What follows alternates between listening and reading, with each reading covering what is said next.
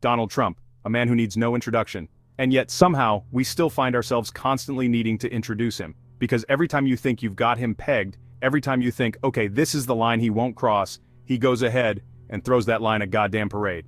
See, Trump's brand of politics isn't just about policy, it's about power. Raw, unchecked power.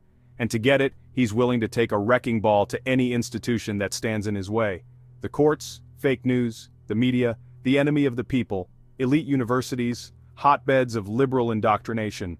It's enough to make you wonder if he even understands the concept of checks and balances, or if he just thinks they're those little magnetic balls you buy at Spencer's Gifts. But here's the thing, he understands perfectly. Trump sees these institutions as obstacles to his own personal agenda. He doesn't believe in the rule of law, he believes in the rule of Trump. And if that means bending, breaking, or outright ignoring the norms of American democracy, so be it.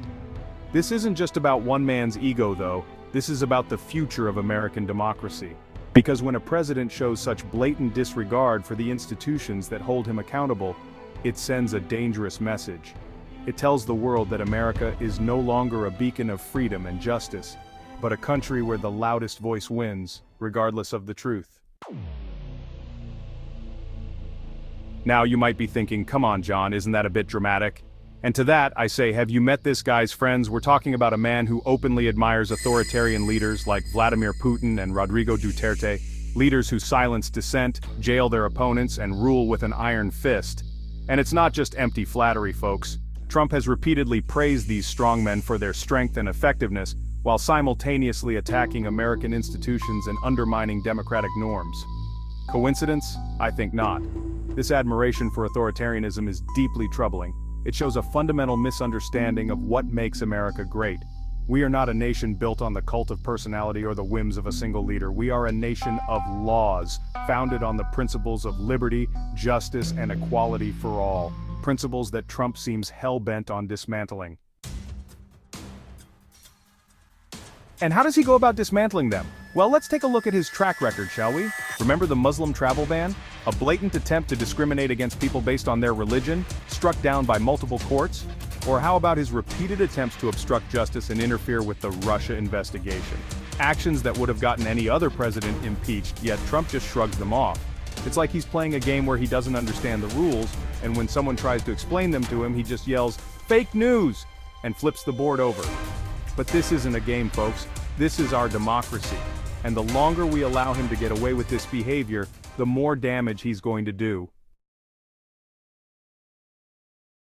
Section 4. Cracks in the foundation. And that damage is already being felt. The rule of law is being eroded. Freedom of the press is under attack. The very foundations of our democracy are cracking under the strain. When a president can openly defy court orders, attack journalists, and spread lies with impunity, it creates a climate of fear and distrust. It emboldens extremists and undermines our standing in the world. This is not normal.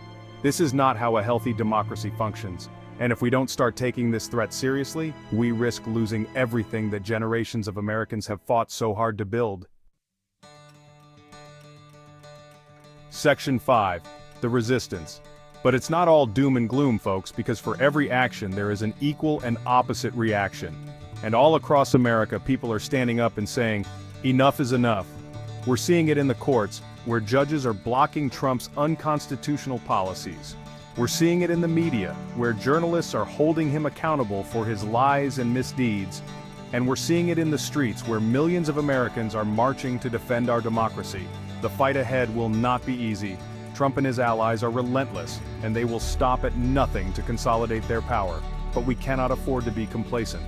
The future of our democracy depends on our willingness to stand up and fight for it, so let's get to work.